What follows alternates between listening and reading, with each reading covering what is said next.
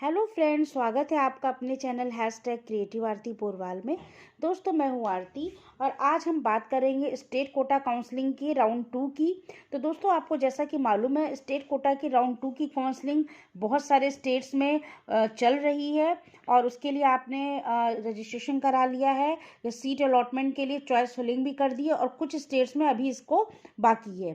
तो दोस्तों, जिन स्टेट्स में आप चॉइस फिलिंग कर चुके हैं या यहाँ पर सीट अलॉटमेंट अभी नहीं हुआ है और जहाँ पर हो गया है, उन सब स्टेट्स की कितनी वैकेंट सीट हैं आज हम उसकी बात करेंगे और कितना फीस स्ट्रक्चर है, कितना कट ऑफ जाएगा, इन सब पॉइंट्स पर आज हम बात करेंगे इस वीडियो में।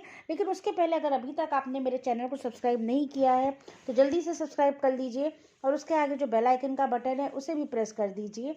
और अगर आपको ये वीडियो अच्छा लगे तो मेरे वीडियो को लाइक और शेयर भी करिएगा।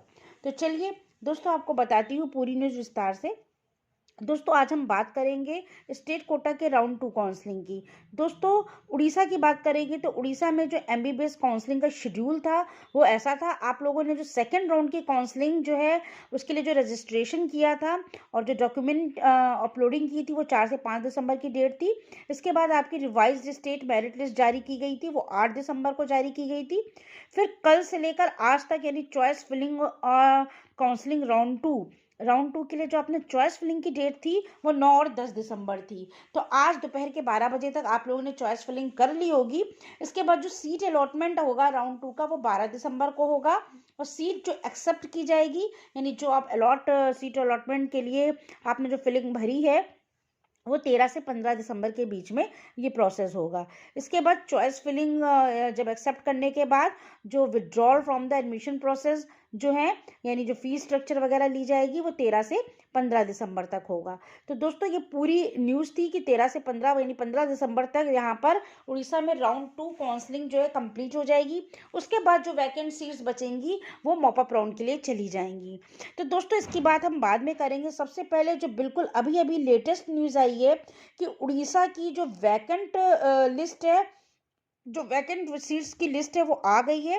तो आपको बता दूं कि आपने जो ये 4 से 5 दिसंबर के बीच में इसकी काउंसलिंग के लिए रजिस्ट्रेशन किया था तो उसके लिए आपने क्या कौन कौन से कॉलेज चुने थे वो अपने चॉइस फिलिंग में, उसके बारे में बात कर चलिए दोस्तों, बात करते हैं वैकेंसी की। तो दोस्तों, जब उड़ीसा में फर्स्ट राउंड की काउंसलिंग के बाद जो वैकेंसी पोजीशन थी वो मैं आपको बताऊंगी, उसके बाद सेकंड राउंड की बताऊंगी। तो देखिए, फर्स्ट राउंड में जो टोटल वैकेंसी जो फर्स्ट राउंड का एडमिशन के बाद थी वो 276 टोटल सीट मैट्रिक्स थी। तो 276 में 155 अनरिजर्व्ड की थी और उसके बाद यूआरपीसी में 17 और एससी में 25 और एससी एसटी में फिर आएंगे तो 3 सीटें थी और एसटीपीसी में 9 सीटें और उसके बाद ओसी में आएंगे तो 5 सीटें, ईएस में 9, एनआरआई में 26, ईडब्ल्यू में 1 और ईडब्ल्यूपीसी में 3। तो इस तरह से कुल 276 सीटें जो थी वो आपकी आफ्टर फर्स्ट राउंड थी। इसके बाद जो सेकंड राउंड की जो वैकेंसी पोजीशन थी वो मैं आपको बता देती हूँ। यानी सेकंड राउंड के लिए 79 सीट्स आपके लिए रखी गई थी टोटल। उन 79 सीट्स में भी आपको बता दूं जो अनरिजर्व थी वो 55 थी, यूआरपीसी 2, एससी 6, एससीपीसी एक भी नहीं थी, एसटी में 9 सीटें, एसटीपीसी एक भी नहीं और इसी में 2, ईएस में एक भी नहीं, एनआरआई में भी एक भी नहीं थी, ईडब्ल्यू में 5 सीटें।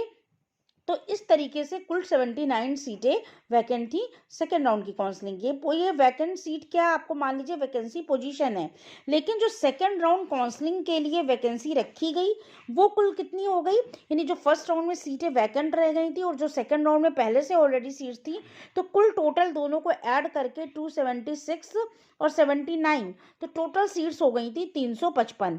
तो इन 355 सीट्स में मतलब टोटल अनरिजर्व्ड के लिए 210 सीट्स है, यूआरपीसी के लिए 19, फिर एससी के लिए 31 सीटें, एससीपीसी के लिए 3, एसटी के लिए 32, एसटीपीसी के लिए 9, जीसी के लिए 7, ईएस के लिए 9, एनआरआई के लिए 26 और ईडब्ल्यू के लिए 6, ईडब्ल्यूपीसी के लिए 3।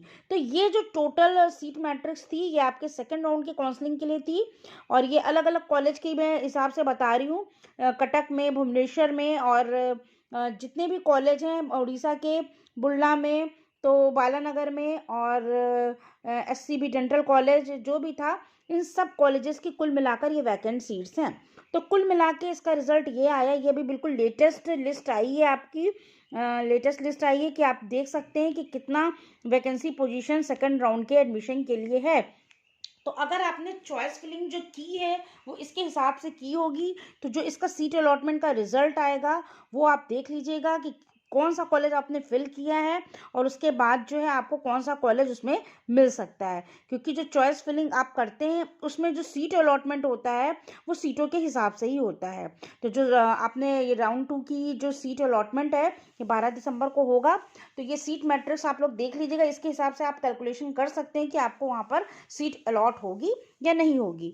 तो दोस्तों ये पूरी न्यूज़ थी उड़ीसा की, कि उड़ीसा के एमबीबीएस कॉलेज में कितनी सीटें राउंड 2 अब इसमें राउंड 2 काउंसलिंग में जितनी सीटें बचेंगी ये सब वैकेंट सीट्स चली जाएंगी मॉप अप राउंड के लिए। तो दोस्तों ये 12 तारीख को क्लियर हो जाएगा कि कितनी सीट वैकेंट हो रही हैं फिर से मॉप अप राउंड के लिए। तो अभी तो बहुत सी सीटें सेकंड राउंड में आ गई हैं वापस, 355 सीट्स बहुत होती हैं। तो दोस्तों आप मान के चलिए 355 सीट्स में अगर आपको एमबीबीएस कॉलेज भी मिल सकता है, लो कट ऑफ पे भी मिल सकता है, तो अपनी रैंक के हिसाब से और जो मार्क्स हैं उनके हिसाब से आप कैलकुलेशन लगा सकते हैं कि आपको कौन सा कॉलेज मिलेगा। फिर भी अगर आपको कोई क्वेरी हो तो आप मुझे कमेंट बॉक्स में पूछ सकते हैं, मैं उसको आपको बता दूंगी। और अगर आपको ये न्यूज़ अच्छी लगी हो तो प्लीज़ मेरे चैनल को सब्सक्राइब करिएगा और मेरे वीडियो को लाइक और शेयर करिएगा। Thank you.